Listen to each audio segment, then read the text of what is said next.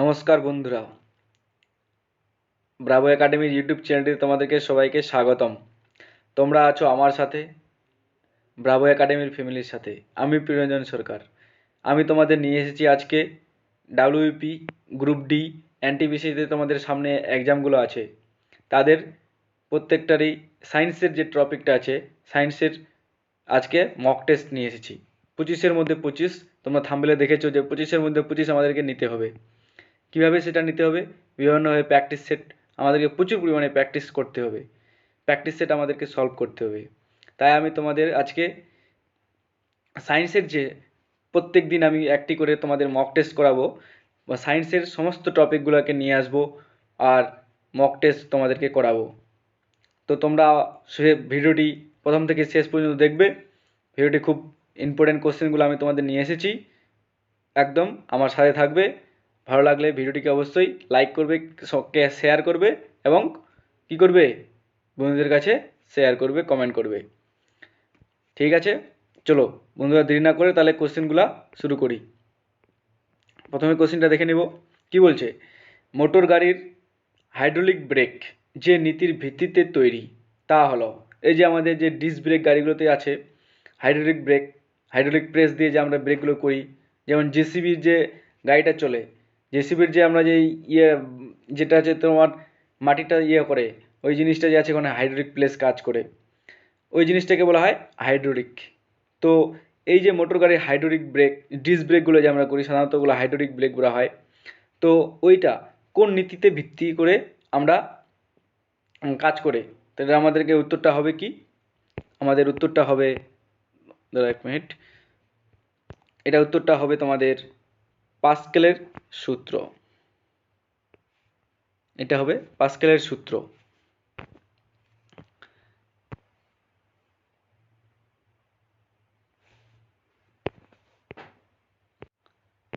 তো এটা উত্তর হবে কি?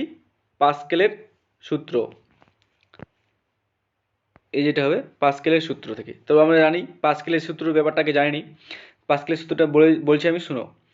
কোনো একটি বদ্ধ পাত্রে যদি আমরা কোনো তরল পদার্থ রাখি বা কোনো একটি বায়বীয় পদার্থ রাখি, তো সেই বায়বীয় পদার্থে যদি আমরা বাইরে থেকে কোনো বল প্রযুক্ত করি, সেই বলটি সেই ভিতরে বদ্ধ পাত্রের ভিতরে থাকা যে কোনো বায়বীয় পদার্থ বা তরল পদার্থ, তার সম্পূর্ণ অংশে সমানভাবে সেই বলটি ছড়িয়ে পড়বে। বা সেই পাত্রে যদি আমরা সেই পাত্রে যে বলটি প্রয়োগ করব সেটি লম্বভাবে সেই পাত্রে কি করবে? ক্রিয়া করবে। এটি হচ্ছে কি তোমাদের পাস্কেলের সূত্র। এটা তোমরা সবাই কি মনে রাখবে। তারপর চলো নেক্সট কোশ্চেনটা দেখে নিই। আলোর গতিবেগ মাধ্যমের তাপমাত্রা বাড়লে কি হয়? একই থাকে। এটা হবে কি? একই থাকে। এটা উত্তরটা হবে একই থাকে। কি? আলোর যে আমরা গতিবেগ, আলো সূর্য থেকে যে আমাদের পৃথিবীতে আলো পৌঁছায়, সেটি আমরা কি দেখি যে সেটি কোনো মাধ্যমের তাপমাত্রার উপর নির্ভর করে না।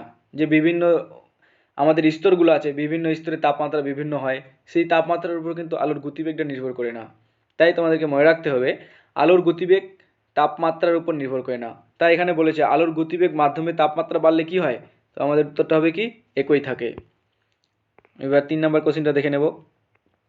নিম্নলিখিতের মধ্যে কোনটিতে অপ্রচলিত শক্তির ব্যবহার করা হয়ে থাকে? অপ্রচলিত শক্তির ব্যবহার করা হয়ে থাকে, এখানে উত্তরটা হবে কি আমাদের? সৌর লণ্ঠন। এই যে আছে তোমাদের সৌর লণ্ঠন। সৌর লণ্ঠন এটা জিনিসটা অপ্রচলিত শক্তি। অপ্রচলিত শক্তি জিনিসটা আমি তোমাদেরকে বলে দিচ্ছি, শুনো। অপ্রচলিত শক্তি হচ্ছে কি? যে বিদ্যুৎ শক্তি উৎপাদন করতে আমাদের যে সমস্ত শক্তিগুলো এখন আমাদের খুব কম পরিমাণে আমরা ব্যবহার করে থাকি, সেগুলো হচ্ছে কি?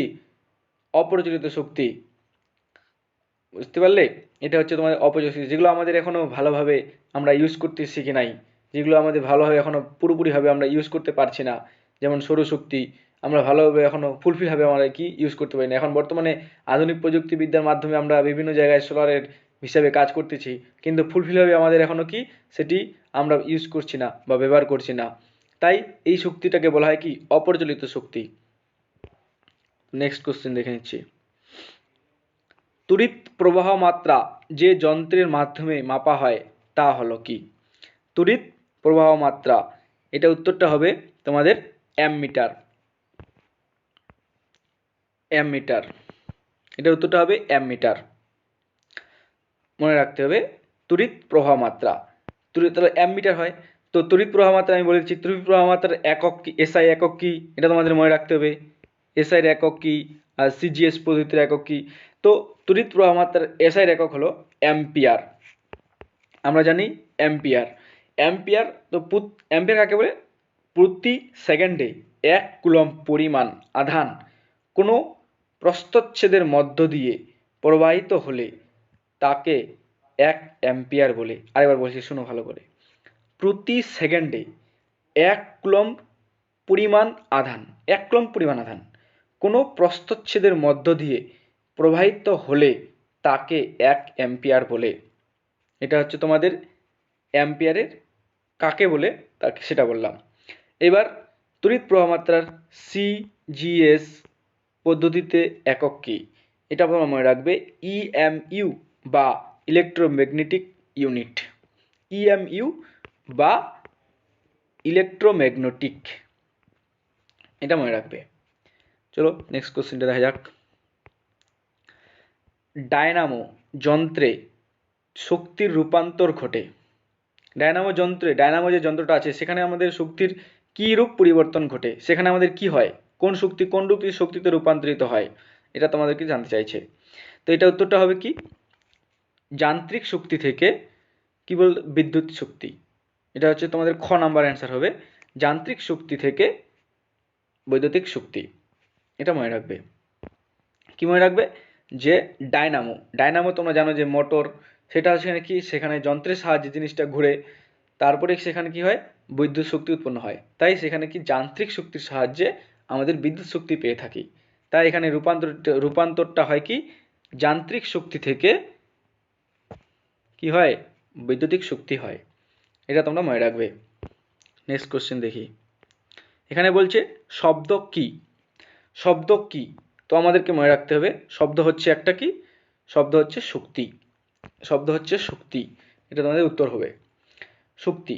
তোমরা জানো যে শব্দ করলে আমরা যদি আচমকা এক শব্দ হয় তো কি বিভিন্ন রকমের আওয়াজগুলো আমরা শুনতে পাই।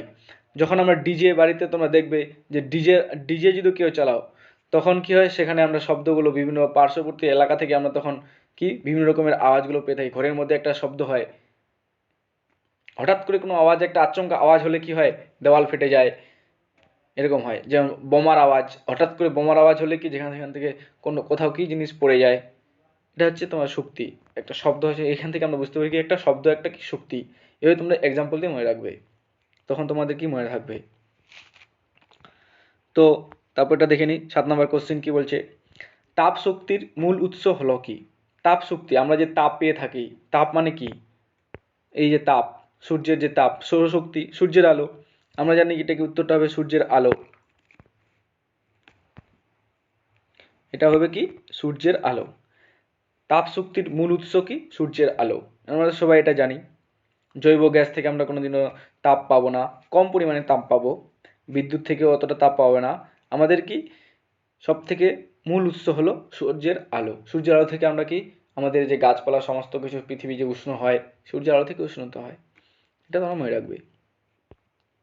তারপরে দেখি নেক্সট কোশ্চেন কি বলছে। তোমাদের এই কোশ্চেনগুলো কিন্তু খুব মোস্ট ইম্পর্ট্যান্ট সামনে এক্সামগুলোর জন্য, তাই বলছি ভিডিওটি অবশ্যই প্রথম থেকে শেষ পর্যন্ত দেখবে কিন্তু একদম। তোমাদের প্রত্যেকটি কোশ্চেন খুবই গুরুত্বপূর্ণ নিয়ে এসেছি আমি। পরিবর্তী প্রবাহ, যেটাকে আমরা এসি কারেন্ট বলি, সেই প্রবাহকে সমপ্রবাহে রূপান্তরিত করতে যে যন্ত্র ব্যবহার করা হয় সেটির নাম কি? সেটা আমাদেরকে জানতে চেয়েছে। কি বলছে, এসি কারেন্টটাকে ডিসি কারেন্টে রূপান্তরিত যে যন্ত্রটা করে সেটা, সেই যন্ত্রটার নাম কি? তো আমাদেরকে জানতে হবে। এটার উত্তর হবে রেকটিফায়ার।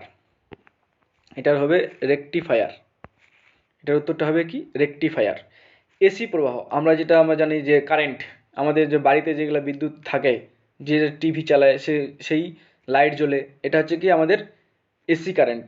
ডিসি, ডিসি প্রবাহ হচ্ছে যেটা আমাদের টর্চ, এটা একটা কি ডিসি প্রবাহ। ডিসি, এটা হচ্ছে ডিসি প্রবাহ। যখন এসি থেকে ডিসিতে রূপান্তরিত করতে আমরা কি কি যন্ত্র ব্যবহার করি, রেকটিফায়ার। এটা মনে রাখবে। পরবর্তী কোশ্চেন, কোন তড়িৎ কোন রশ্মির উৎপত্তি পৃথিবীর বাইরে বলে মনে করা হয়? কোন রশ্মির উৎপত্তি আমাদের পৃথিবীর বাইরে উৎপন্ন হয়? এটা তোমাদের মনে রাখতে হবে। এটা উত্তর হবে মহাজাগতিক রশ্মি। এটা উত্তরটা হবে কি? মহাজাগতিক রশ্মি। তো মহাজাগতিক রশ্মি কাকে বলে তোমাদেরকে আমি বলে দিচ্ছি। মহাজাগতিক রশ্মি বা কসমিক রেস, কসমিক রেস তো বাইরে থেকে পৃথিবীর বায়ুমণ্ডলে উচ্চ শক্তি সম্পন্ন আহিত যে কণাসমূহ, মানে বিভিন্ন রকমের আধানে আহিত থাকে তারা, বায়ু যে পৃথিবীর বায়ুমণ্ডলে সমষ্টিগতভাবে প্রবেশ করে, সেই রশ্মিগুলাকে বলা হয় কি? মহাজাগতিক রশ্মি। আরেকবার বলছি, বাইরে থেকে পৃথিবীর বায়ুমণ্ডলে উচ্চ শক্তি সম্পূর্ণ যে আহিত কণাগুলি পৃথিবীতে প্রবেশ করে, সেই কণাগুলিকে একত্রে বলা হয় কি? মহাজাগতিক রশ্মি। এটা তোমরা মনে রাখবে। তোমাদের আমি 25টা কোশ্চেন নিয়ে এসেছি। এখন 9 নাম্বার কোশ্চেনটা হলো, চলো 10 নাম্বারটা কোশ্চেনটা দেখে নিচ্ছি। গরম জলের থলিতে জল ব্যবহার করার কারণ কি? তোমরা জানো যে গরম জলের থলি যে বিভিন্ন রকমের ব্যথা বেদনা উপন্যাস হিসেবে কাজ করে আমাদের, সেইটা সেই থলিতে আমরা যে জলটা ব্যবহার করে থাকি, তো কেন জলটা আমরা ব্যবহার করি এটা তো আমাদের জানতে হবে। জলটা জলেই কেন ব্যবহার করি, অন্য কিছু ব্যবহার করি না কেন? কারণ কি? জলের আপেক্ষিক তাপ বেশি। এটা তোমরা সবাই মনে রাখবে। সেখানে গরমের জলের থলিতে আমরা করি, এটা আমরা হচ্ছে জলের আপেক্ষিক তাপ সব থেকে বেশি হয়। তো নেক্সট কোশ্চেন দেখি, তেলের প্রদীপের পোলতের মাধ্যমে ওপরে ওঠার কারণ কি? আমরা বাড়িতে সবাই প্রদীপ জ্বালাই, যে প্রদীপের মধ্যে যে আমরা তেলটা দিই, সেই তেলটা কি পোলতের মাধ্যম দিয়ে আমাদের কি উপরে ওঠে, তবে লাইটটা আমাদের প্রদীপের লাইটটা জ্বলে। তো এটা কেন হয় এটা আমাদের জানতে হবে। তো এটা কেন হয়? এটা হয় কি? পৃষ্ঠটানের কারণে। এটা উত্তর হবে পৃষ্ঠটানের কারণে। গ নাম্বারটা উত্তর হবে। পৃষ্ঠটান কি জিনিসটা? পৃষ্ঠটান জিনিসটা হচ্ছে কি? তোমাদের একটি কণা অপরের কণাকে আকর্ষিত করে। প্রত্যেকটি পরমাণুর মধ্যে একটি কণা অপরের সঙ্গে কি এমনভাবে জড়িত থাকে যে উপরের তলটাকে ওরা সবসময় কি করতে চায়? করতে চায়, সমতল করতে চায়। এক কথায় প্রত্যেকটি কণা একে অপরের সঙ্গে যুক্ত থাকে। এটা হচ্ছে পৃষ্ঠটান। এভাবে তোমরা মনে রাখবে। নেক্সট কোশ্চেনটা দেখি। এটার আর একটা উদাহরণ দিই তোমাদের, যে তেলের প্রদীপের। তোমরা যখন কোনো জল তোমরা যখন কোনো পাইপ দিয়ে জল দাও, তখন দেখবে যে সেই জলটাকে ওরা কীভাবে ছোটাছুটাভাবে পড়ে না, টানা একভাবে পড়ে যায়। পাইপ দিয়ে যখন জলটা বাড়ায়, তখন তোমরা মনে দেখবে জলটা কোনো ভাগ হয়ে পড়ে না, একসাথে ওরা টাচ হয়ে মাটিতে স্পর্শ করে। এটা হচ্ছে পৃষ্ঠটানের কারণে এটা হয়, সম্ভব হয়। আর তোমরা দেখবে যে বৃষ্টির ফোঁটা বা কোনো একটা বুদবুদ জলের মধ্যে যদি কোনো বুদবুদ উঠে, দেখবে তোমরা সেটা গোলাকার আকার ধারণ করে। কারণ এটা কি? ও নিজে সংকুচিত হয়ে ওটাকে কি করতে চায়, ও পৃষ্ঠটানটা ওর নিজের কম করতে চায় সব থেকে। এটা তোমার মনে রাখবে। ব্যাটারির ধনাত্মক প্রান্তকে কি বলে? আমরা জানি ব্যাটারির যে আমরা জানি একটা ধনাত্মক পাত থাকে আর একটা হচ্ছে কি ঋণাত্মক পাত থাকে, ক্যাথোড আর অ্যানোড। তো ধনাত্মক পাতটাকে আমরা কি বলবো? অ্যানোড। এটা উত্তর হবে কি তাহলে? অ্যানোড। খ নাম্বার উত্তর হবে। প্লাস থাকে একটা, একটা থাকে মাইনাস। তো আমরা ধনাত্মকটাকে কি বলবো? অ্যানোড। আর মাইনাসটাকে আমরা কি বলবো? ক্যাথোড। এটা তোমরা মনে রাখবে।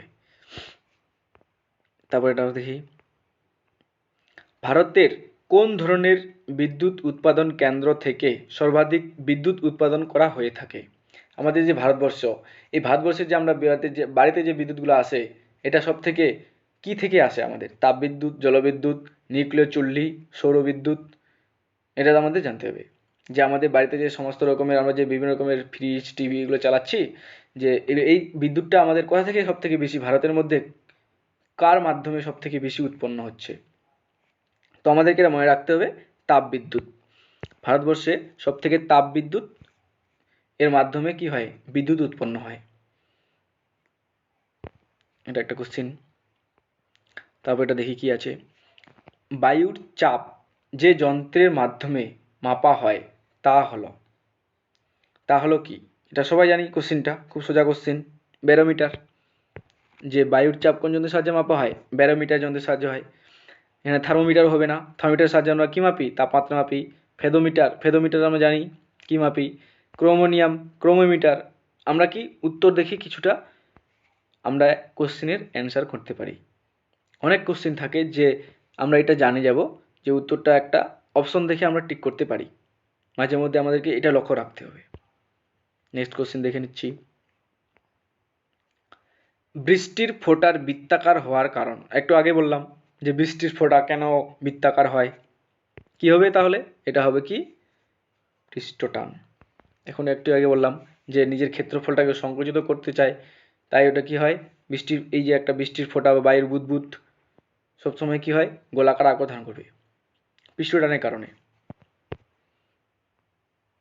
চলো তারপরে দেখি। বৈদ্যুতিক জেনারেটর রূপান্তরিত হয়, আমরা যে বৈদ্যুতিক জেনারেটর আছে সেখানে কোন শক্তিতে রূপান্তরিত হয় এটা বলতে হবে। এটা উত্তর হবে কি?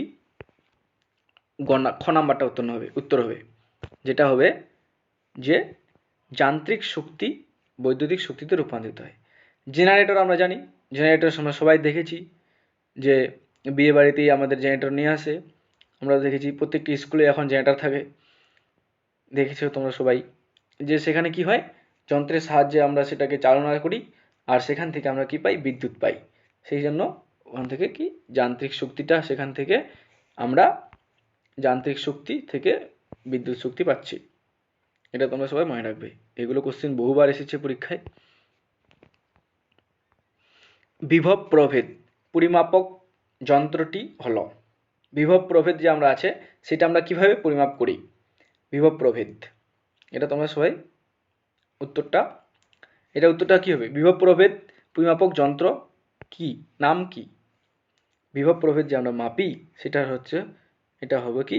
Volt metre. এটার উত্তরটা হবে কি? Volt metre. বিভব প্রভেদ মাপার এককের নাম হলো ভোল্ট মিটার। বিভব প্রভেদ জিনিসটা কি একটু বলে দিচ্ছি তোমাদেরকে। বিভব প্রভেদ জিনিসটা হচ্ছে কোনো একটি দুটি পদার্থ, তো বিভব প্রভেদ জিনিসটা হচ্ছে বলে দিচ্ছি, কোনো তড়িৎগ্রস্ত বস্তু, একটা তড়িৎগ্রস্ত বস্তু আছে এখানে, তড়িৎ বিভব বলতে সেই বস্তুর এমন একটা অবস্থাকে বোঝায়। এই একটা তড়িৎগ্রস্ত বস্তু আছে, এখানে একটা অন্য কোনো বস্তু আছে, এই তড়িৎগ্রস্ত বস্তুটা ওই তড়িৎগ্রস্ত এমন একটা তড়িৎ অবস্থা বোঝায় যে এই বস্তুটা অন্য কোনো বস্তু থেকে তড়িৎ নেবে না তড়িৎ দেবে, এই অবস্থাটাই হচ্ছে কি? তড়িৎ বিভব। তড়িৎ দেবে না তড়িৎ নেবে। বা তড়িৎ বিভবের যে আরেকটা সংজ্ঞা আছে যে অসীম দূরত্ব থেকে কোনো একটা ধনাত্মক আধানকে তড়িৎ ক্ষেত্রে কোনো এক বিন্দুতে আনতে যে পরিমাণ কার্য করতে হয় তাকে ওই বিন্দুর তড়িৎ বিভবের পরিমাপ বলা হয়। আরেকবার বলছি, শুনে নাও। অসীম দূরত্ব থেকে, একটা মনে কর তড়িৎ ক্ষেত্র আছে, এটা কোনো একটা বিন্দু থেকে, অসীম দূরত্ব থেকে কোনো একটা আধান, ধনাত্মক আধান, এই ধনাত্মক আধানকে তড়িৎ ক্ষেত্রের কোনো একটা বিন্দুতে নিয়ে আসতে যে পরিমাণ আমরা কার্য করি সেই কার্যটাই হচ্ছে ওই বিন্দুর তড়িৎ বিভবের কি? পরিমাপ। এটা তোমরা মনে রাখবে। কার্য আমরা কি জানি? কার্য ইজুকাল টু তড়িৎ বিভব ইন্টু তড়িৎ আধান। কি কার্য ইজুকাল টু কি হয়? কার্য ইজুকাল টু তড়িৎ বিভব, কার্য ইজুকাল টু হয় তড়িৎ বিভব অ্যান্ড তড়িৎ বিভব ইন্টু তড়িৎ আধান। তাহলে হচ্ছে তড়িৎ বিভব ইন্টু তড়িৎ আধান, আধানকে আমরা কিউ দ্বারা প্রকাশ করি আর কার্যকে আমরা ডাব্লিউ দ্বারা প্রকাশ করি, আর তড়িৎ বিভব হচ্ছে ভি। মনে রাখবে। নেক্সট কোশ্চেন দেখি। ডেসিবল কিসের একক? ডেসিবল এগুলো কোশ্চেন, এখানে কিছু বোঝার কিছু নাই, এগুলো তোমাদেরকে কী করতে হবে, মনে রাখতে হবে। এটা হচ্ছে তোমাদের উত্তর হবে ক নাম্বার। শব্দের তীব্রতার একক হচ্ছে কি, ডেসিবল। শব্দের যে তীব্রতা, শব্দের যে আমাদের জানি যে কম্পাঙ্ক তীব্রতা আছে অনেক কিছু, এটা হচ্ছে ডেসিবল। আমরা পরিমাপ করি শব্দের তীব্রতা কতটা সেটার জন্য, মাপার জন্য আমরা ডেসিবল ইউজ করি। তারপর কোশ্চেন দেখি, অভিকর্ষীয় সূত্রের উত্থাপককে। এটা তোমরা সবাই জানো কোশ্চেনটার উত্তরটা, যে এটার উত্তর হবে কে, নিউটন। অভিকর্ষীয় যে সূত্রগুলো আছে নিউটন আবিষ্কার করেছিল সেটা। এটা আমরা কি অপশন দেখেই বলতে পারতাম উত্তরগুলা। ডাল্টন, রাদারফোর্ড এগুলো তো অন্য কিছু পড়েছে, টমাস এডিসন। তো অভিকর্ষীয় সূত্র আমরা কি করেছে, নিউটন। এটা মনে রাখবে। নেক্সট কোশ্চেন দেখে নিই, ডাক্তারি থার্মোমিটার কে আবিষ্কার করেন? এটা তোমরা সবাই জানো, এটা কোশ্চেন খুব ইম্পর্টেন্ট একটা কোশ্চেন, যে ডাক্তারি থার্মোমিটার আবিষ্কার করেন কে, ফারেনহাইট। ওর নাম অনুসারে কি করা হয়, ফারেনহাইট স্কেল নাম দেওয়া হয়। জানি এডিসন কে আবিষ্কার করেছে, গ্যালিলিও কে আবিষ্কার করেছে, কেউ নন। তো আমরা কি জানি, এটার উত্তর হবে ফারেনহাইট। এটার উত্তর হবে কি, ক। ডাক্তারি থার্মোমিটার আবিষ্কার করেছিলেন কে, ফারেনহাইট। তারপরে নেক্সট কোশ্চেন দেখে নিই, ফ্যারাডের সূত্রের সঙ্গে সম্পর্কিত। ফ্যারাডের সূত্রের সঙ্গে সম্পর্কিত হবে কি, এটার উত্তরটা কি হবে, এটার উত্তরটা হবে তড়িৎ বিশ্লেষণ। ক নাম্বার উত্তর হবে, এটা হবে তড়িৎ বিশ্লেষণ ফ্যারাডের সূত্রের সঙ্গে। আমরা কি জানি, ফ্যারাডের সূত্র is equal to W is equal to Z into Q. এখানে ডাব্লিউটা কি, ক্যাথোডে বা অ্যানোডে, ক্যাথোড বা প্লাস পজিটিভ বা নেগেটিভ, আমরা যে কোনো একটা ব্যাটারির মধ্যে থাকে পজিটিভ বা নেগেটিভ, সেটাকে আমরা বলি ক্যাথোড বা অ্যানোড। সেখানে সঞ্চিত পদার্থের পরিমাপ, সেখানে যত পরিমাণ সঞ্চিত হলো সেটা হচ্ছে কি আমাদের এই ডাব্লিউটা। ক্যাথোডে বা অ্যানোডে যে পরিমাণ সঞ্চিত পদার্থ হয় সেটা হচ্ছে তোমার এই ডাব্লিউটাকে আমরা প্রকাশ করি। কিউটা হচ্ছে কি, প্রবাহিত যে তড়িৎ পরিমাণ, প্রবাহিত যে তড়িৎ এই কোনো একটা ইয়ের মধ্যে যে কতটা পরিমাণ তড়িৎ প্রবাহিত হবে সেটা হচ্ছে কিউ, তড়িতাধান। আর জেড হচ্ছে তোমাদের ধ্রুবক, তোমরা মনে রাখবে। তারপর নেক্সট কোশ্চেন চলে আসি, শুষ্ক কোষে সঞ্চিত শক্তি হলো, শুষ্ক কোষ যে ব্যাটারি, সেখানে কোন শক্তি সঞ্চিত থাকে? শুষ্ক কোষ, সেখানে থাকে কি, ব্যাটারির মধ্যে রাসায়নিক শক্তি সঞ্চিত থাকে। সবাই জানো ব্যাটারি, টর্চের ব্যাটারি, এটা হলো এই ব্যাটারি হলো কি হচ্ছে শুষ্ক কোষ, সেখানে কি থাকে, রাসায়নিক শক্তি সঞ্চিত থাকে। নেক্সট কোশ্চেন, নিম্নলিখিতের মধ্যে কোনটি উত্তম তড়িৎ পরিবাহী? উত্তম কথার অর্থ হচ্ছে সব থেকে ভালো তড়িৎ পরিবহন করতে পারে কে, এটা উত্তর হবে কি, রূপো। এইগুলো যে অ্যালুমিনিয়াম, তামা, লোহা, এদের থেকে সব থেকে ভালো তড়িৎ পরিবহন করতে সক্ষম, সব থেকে বাধা পায় না, রোধ কম, এটা হচ্ছে কি, রূপো। এটা তোমরা সবাই মনে রাখবে। তারপর নেক্সট কোশ্চেন দেখে নিই, ফিউজ তার তৈরিতে ব্যবহার করা হয় কি? ফিউজ তার তৈরিতে আমরা কি ব্যবহার করে থাকি? টিন আর সীসা, খ নাম্বার উত্তর হবে। তো ফিউজ তার আমরা জানি যে কি হবে, উচ্চ রোধ হবে আর নিম্ন গলনাঙ্ক হবে। তো এটা বানানোর জন্য আমরা কি করি, টিন আর সীসাকে ইউজ করে থাকি। এটা মনে রাখবে, ফিউজ তারের বৈশিষ্ট্য যে উচ্চ কি থাকবে, রোধ থাকবে আর নিম্ন গলনাঙ্ক থাকবে। তো নেক্সট কোশ্চেন দেখে নিই, বা লাস্ট কোশ্চেন, নিম্নলিখিতের মধ্যে কোনটি ভেক্টর রাশি? তো এটার উত্তর হবে কি, সরণ আর ত্বরণ। দেখে নেবে, সরণ এবং ত্বরণ, এখানে সরণও আছে ত্বরণও আছে, তাই আমাদের এটা উত্তর হবে সরণ এবং ত্বরণ। সরণ, ভেক্টর রাশি কি জিনিসটা, যে রাশির মান থাকবে এবং দিক থাকবে সেটা হচ্ছে ভেক্টর রাশি। যেমন সরণ, আমার সরণ পূর্ব দিকে 10 কিলোমিটার, তো আমরা সরণ করব কি 10 কিমি, এটা হচ্ছে কি পূর্ব দিক, এইভাবে আমরা দিকটা নির্ণয় করবো। এটা হচ্ছে তোমাদের কি, ভেক্টর রাশি, এটাকে বলা হয় ভেক্টর রাশি। আর স্কেলার রাশি কি জিনিসটা, যার শুধু মান থাকবে, কোনো দিক থাকবে না, এটি হচ্ছে ভেক্টর রাশি। এটা তোমরা এগুলো মনে রাখবে।